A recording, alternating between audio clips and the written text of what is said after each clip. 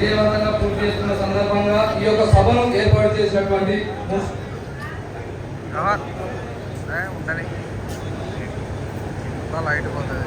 ఈరోజు మేము కౌన్సిలర్గా గెలిచి ప్రజాప్రతినిధిగా 5 సంవత్సరాలు విజయవంతంగా పూర్తి చేస్తున్న సందర్భంగా ఈ యొక్క సభను ఏర్పాటు చేసినటువంటి మున్సిపల్ కమిషనర్ గారికి, అలాగే ఈ వేదిక మీద ఉన్నటువంటి మున్సిపల్ చైర్పర్సన్ కాపు సీతామహాలక్ష్మి గారికి, అలాగే నా తోటి కౌన్సిలర్ అందరికీ మరియు కోఆప్షన్ మెంబర్లకి, వేదిక ముందున్నటువంటి ప్రజా ప్రతినిధులకి, మీడియా మిత్రులకి, ఇక్కడికి విచ్చేసినటువంటి అందరికీ, అలాగే మున్సిపల్ సిబ్బంది, నా వార్డు ప్రజలు, అలాగే ఆశా వర్కర్లు, అంగన్వాడీ టీచర్లు, ఆయాలు, అదేవిధంగా కరోనా సమయంలో మాకు సహకరించినటువంటి పోలీస్ డిపార్ట్మెంట్కి అందరికీ కూడా హృదయపూర్వక నమస్కారాలు తెలియజేస్తున్నాను.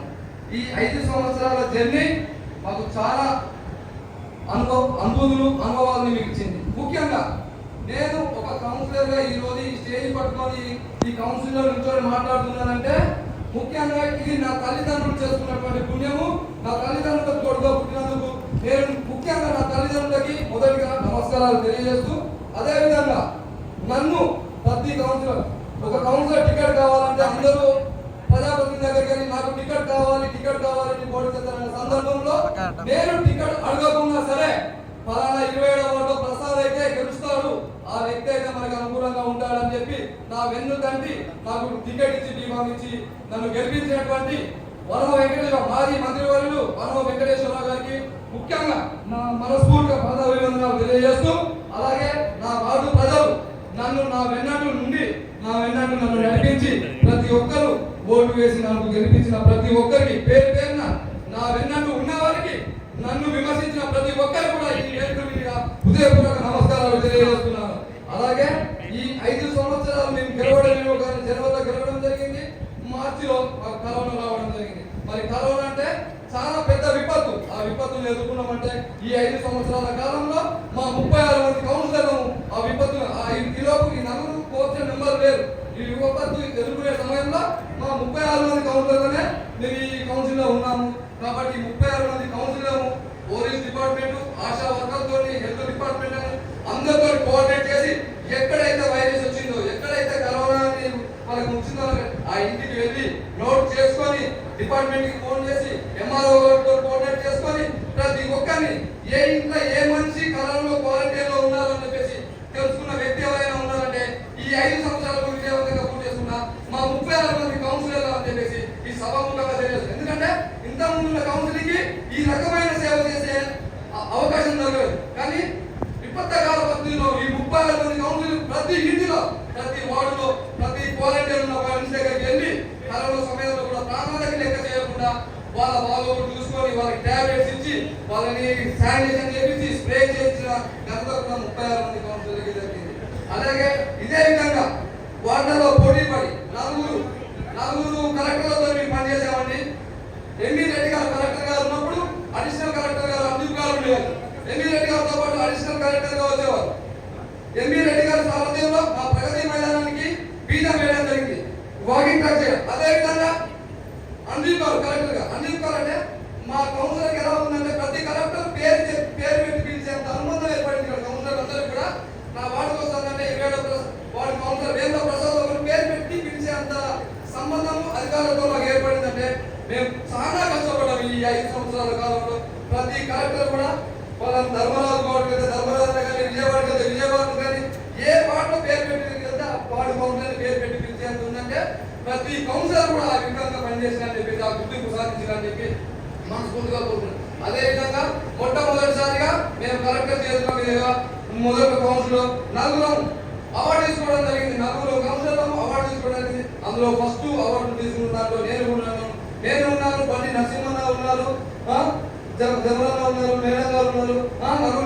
ఇంకా తర్వాత కాలంలో ఇంకొకరు కూడా నరసింహన్న 2 సార్లు వచ్చింది. ధర్మరాజు అవార్డు కలెక్టర్ చేసిన అవార్డు మా మున్సిపాలిటీకి కూడా బెస్ట్ అవార్డు వచ్చిందంటే కూడా మన కలెక్టర్ మున్సిపాలిటీ బెస్ట్ అవార్డు తీసుకోవడం జరిగింది. వార్డులో పనుల గురించి వస్తే కౌన్సిలర్ పోటాపోటీగా ఆ రోజున్న ప్రభుత్వం, ఆ రోజున్న టీఆర్ఎస్ గవర్నమెంట్ లో కొత్తగూడ మున్సిపాలిటీకి సుమారు 60 లక్షల చిల్లర ప్రతి నెల పట్టణ ప్రగతి గ్రాంట్స్ అనేవి వచ్చాయి అన్నట్టు. మేము ఎక్కిన కొత్తలో మాకు గ్రాంట్స్ లేకపోతే సుమారు ఆ పట్టణ ప్రగతి నిధులతోనే మేము దాదాపు 2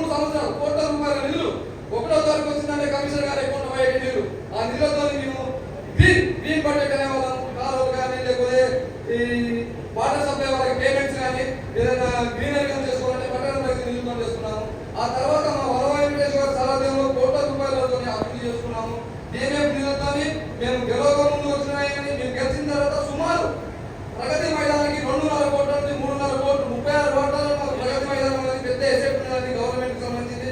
నా డబ్బులు మొత్తం కూడా ఆ ప్రగతి మైదానానికి పెట్టడం లేదు. వాటి కంటే కూడా ఎక్కువ మొత్తంలో ప్రగతి మైదానానికి పెట్టి walking track synthetic athletic track కోసం కూడా డబ్బులు ఏర్పడింది. అది జరగలేదు. 40 లక్షలు పెట్టి ఫుట్సాల్ కోర్టు జరిగింది, basketball, kho kho court, Rajiv park, Pragati మైదానం, అలాగే ఎంపవర్మెంట్ సెంటర్ కూడా 30 లక్షల రూపాయలు పెట్టి ఖర్చు పెట్టుకోవడం జరిగింది. మళ్ళీ 20 లక్షల రూపాయలు పెట్టుకొని మొన్ననే సమస్యలు కూడా ఏర్పాటు 20 లక్షలు శాంక్షన్ చేయడం జరిగింది. ఇలా చూసుకుంటూ పోతే సుమారు 5 నుంచి 6 కోట్ల రూపాయలు ఈ 5 సంవత్సరాల కాలంలో అభివృద్ధి చేసుకున్నాము. ఇంకా కొంత అభివృద్ధి ఉంది సార్. కొన్ని ఖర్చులు మాకైతే ఏ వాడికైతే శాంక్షన్ అయినటువంటి అమౌంట్ ఉందో ఆ అమౌంట్ పూర్తిగా నిధులు అయితే రాబట్టుకోగలిగాం, కానీ ఆ నిధులని ఉపయోగించుకున్న దాంట్లో కొంత వెనుకబడి ఉన్నారు కౌన్సిలర్లలో. కాబట్టి అధికారులు దీన్ని గుర్తించి మా యొక్క డబ్బుల్ని మా వాటికి ఏవైతే శాంక్షన్ అయినటువంటి డబ్బులు మిగులు డబ్బులు అయితే బియ్యం కింద కానీ రోడ్ల కింద కానీ కలవల ఆ డబ్బుల్ని మా పదవి పడి మా అధికారం పోయిందన్న ఉద్దేశంతో కాకుండా మాకు గవర్నమెంట్ లేదని పక్షపాతం కూడా చూడకుండా మా వర్మ వెంకటేశ్వరరావు గారు 36 మంది కౌన్సిలర్ని 25 మంది టీఆర్ఎస్ కౌన్సిలర్ ఉన్న ప్రతిపక్ష కౌన్సిలర్ని కూడా కూర్చోబెట్టుకొని పాలక పక్షానికి ఎలా అయితే నిధులు ఇచ్చినో ప్రతిపక్షాలు కూడా మాకంటే ఒక రూపాయి ఎక్కువ నిధులు ఇచ్చి సహకరించారు. అలాగే ఈ వేదిక మీదుగా మా ఎమ్మెల్యే గారు గెలిచిన సమస్యరావు గారు కూడా ఎలక్షన్స్ అప్పుడే రాజకీయం, ఎలక్షన్ తర్వాత మనందరం ఒకటే, మనందరూ కూడా అభివృద్ధి కొత్త కూడా ఏ రకంగా అభివృద్ధి చేయాలనుకుంటున్నామో మన అభివృద్ధిలో పాల్పంచుకోవాలి తప్పించి మనకి రాజకీయాల్లో చెప్తూ ఉంటాడు. అలాగే పునరేని సమస్యరావు గారు కూడా నా వారికి డబ్బులు కేటాయించడం జరిగింది. అభివృద్ధి చేస్తాను ప్రసాద్ గారు, మీకు ఎటువంటి ఇబ్బంది అపోహం పడకండి. మీకు ఏదైనా అవకాశం ఉంది, అవసరం ఉంటే మీ నేరుగా నా దగ్గరికి రాండి, మీకు ఏం కావాలో నేను చేస్తానని చెప్పడం జరిగింది. అలాగే ఇక్కడికి వచ్చినటువంటి నా వార్డు జవాన్ సలీమన్న కూడా కొద్దిగా లేస్తే ఏ వార్డులో ఎక్కడ సమస్య ఉందని చెప్తే కోఆర్డినేట్ చేసుకుని సమస్యల మీద దృష్టి పెట్టి ఆ సమస్యను సాల్వ్ చేసుకోవడం జరిగింది. అలాగే నా 3 వర్కర్లు జానకి, ఈశ్వరమ్మ, దాసు, అలాగే బాసు డ్రైవర్, ఇట్లా 4 వర్కర్లు కూడా. గొప్ప విషయం ఏంటంటే ఈ కౌన్సిల్ లో 3 ట్రాక్టర్లు 4 ట్రాక్టర్లు కౌన్సిల్ 15 ట్రాక్టర్లు పర్చేజ్ చేస్తామంటే వరమ వెంకటేశ్వర గారు పుణ్యాన ఎన్ని వార్డులు ఉన్నాయంటే 36 వార్డు. అంటే 36 వార్డులకు 36 ట్రాలీలు ఖచ్చితంగా ఉండాల్సిందే. ఒక ట్రాలీ 2-3 వార్డులకు ఉంటే బాగుండదని చెప్పి 36 వార్డులకు 36 ట్రాలీలు తీసుకొచ్చి ఈరోజు ఇంటికి పొద్దుగానే మనం చెప్తున్నామంటే పొద్దుగానే ఆ ట్రాలీ యొక్క చెత్తబండి యొక్క విజిలతో వాళ్ళు చేసిన మైకు అనౌన్స్మెంట్ తోనే మనం నిర్ణయం జరుగుతుంది. అంటే ఈ 5 సంవత్సరాలు మన మున్సిపాలిటీని మనకి శానిటేషన్ ఇవ్వండి, మున్సిపాలిటీ అంటే సమస్యలతో కూడుకున్నామని మన కౌన్సిలర్ ప్రతి సమస్య మీద పోరాడి సమస్యను తీర్చడానికే ప్రజాప్రతినిధులు మనం ఎన్నికైనాం. కాబట్టి మనం ప్రతి సమస్యను కూడా విజయవంతంగా నెరవేర్చుకోగలిగాము. ఇంకా ముందు కూడా మాకు మా కమిషనర్ సార్, అలాగే మొదటిగా సంపత్ కుమార్ కమిషనర్ సార్ కూడా చాలా కృతజ్ఞతలు తెలియజేయాలి. అలాగే నవీన్ కుమార్ సారు, తర్వాత రఘు సారు, తర్వాత లాస్ట్ గా మాకు ఇప్పుడు మాతో పాటు జర్నీ చేసినటువంటి శేషేంద్ర స్వామి. చాలా ఎందుకంటే ప్రతి మనిషికి ఏదైనా పని చేయకపోతే ఆవేశం ఉంటుంది, కానీ శేషేంద్ర సారి మా కమిషనర్ గారికి ప్రతి ఒక్కరు ఏ విషయం చెప్పినా దాన్ని ప్రతి ఒక్కరు కూడా చెప్పింది విన్న తర్వాత దాన్ని ఎలా అయితే చేయాలనో ఆ అధికారులకు సంబంధించిన అధికారులను పిలిచి వాళ్ళతో కోఆర్డినేట్ చేసి చేయమని చెప్పి మాకు బాగా కోఆర్డినేట్ చేశారు సార్.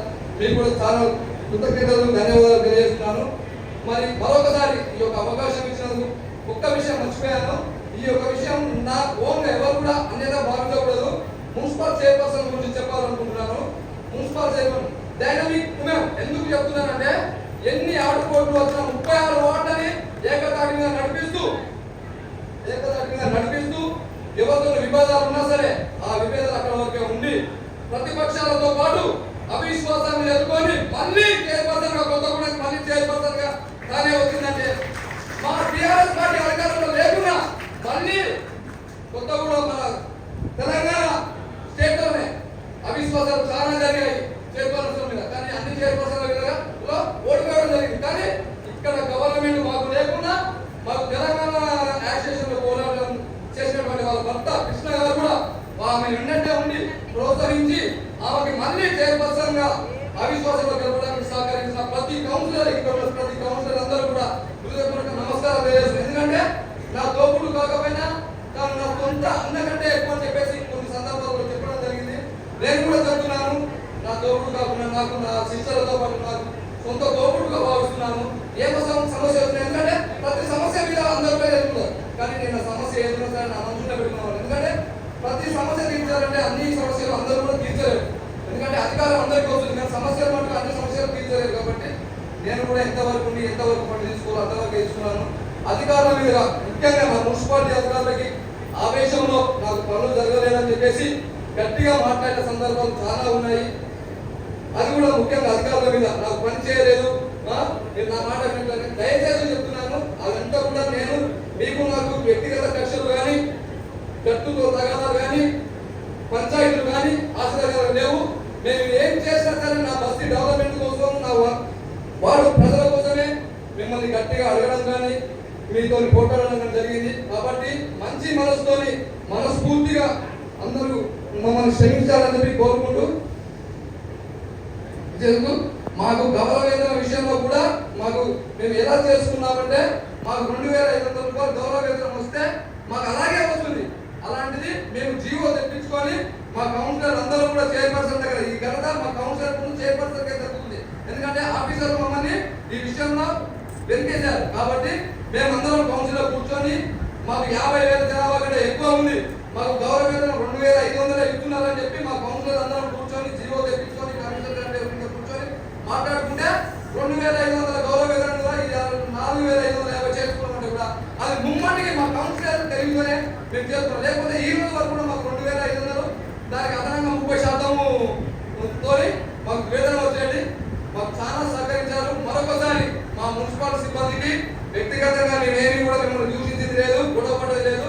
మరొకసారి మనస్ఫూర్తిగా క్షమించాలని చెప్పి మనస్ఫూర్తిగా కోరుకుంటూ ఈ అవకాశం ఇచ్చిన ప్రతి ఒక్కరికి కూడా మనస్ఫూర్తిగా ధన్యవాదాలు తెలియజేస్తున్నాను. Thank you sir.